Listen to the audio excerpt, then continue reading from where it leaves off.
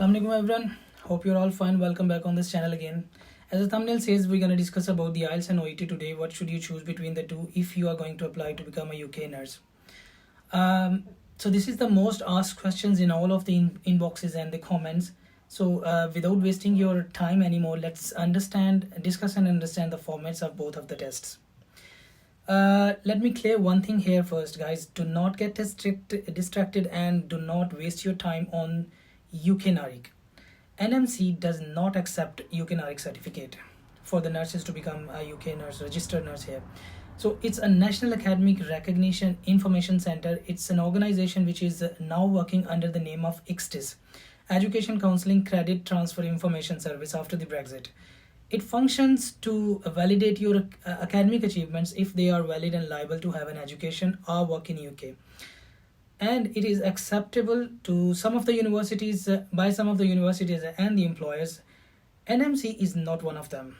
If you are applying to the NHS or any other healthcare employer to become a healthcare assistant or the carer, then you need to ask them if it is acceptable or not to them. Coming back to the IELTS and OET, both the IELTS and OET exams are accepted by the GMC and the NMC.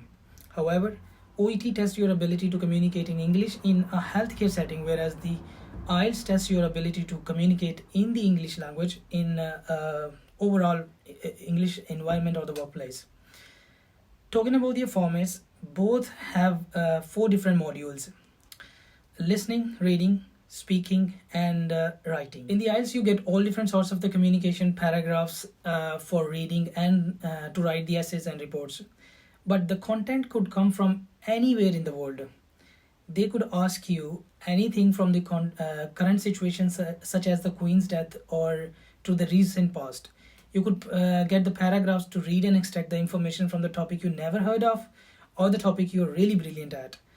You will need to write essays of all different sorts of the topics and the reports as well. In OET, all the content will be around medical, nursing, physiotherapy, allied, etc. But all of the content would be regarding healthcare. Again, it will have the 4 modules. In listening, you will get the discussion of the monologue between the 2 healthcare workers. Could be nurses, could be doctors, or could be both. In writing, you will be asked to write a referral letter. Reading again will be in the paragraph where you need to get extract information in a certain amount of time. It is best for the people who had a best reading habit during their studies, or nurses in last semester where you have to read a lot of research papers, even the doctors. In speaking, they will give you a scenario, nurse-patient or a doctor-patient interaction.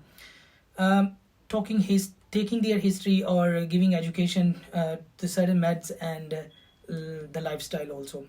So in conclusion, many of the healthcare professions say OET is better than the IELTS, and some of them say opposite. But OET is expensive as compared to the IELTS also. Both have the pros and cons, but you need to understand, you need to find which is best for you. But you need to practice for both, I must say. I don't know why people do not give time to these tests. We go to the university, we spend a filthy amount of time, 5 years and lots of money to get a degree, and we don't want to spend at least 2 months on the IELTS or the OET. And do not get distressed if you fail for the first time. Do it again and again.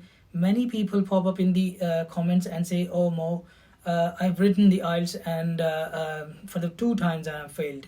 I think they don't want to pass the test. They don't want me to pass it." They literally don't know about you. Mean it. Do not assume such nonsense. You need to understand the importance of the language in our profession. You spend 12 hours of the shift with a patient whose half of the health assessment is the verbal communication.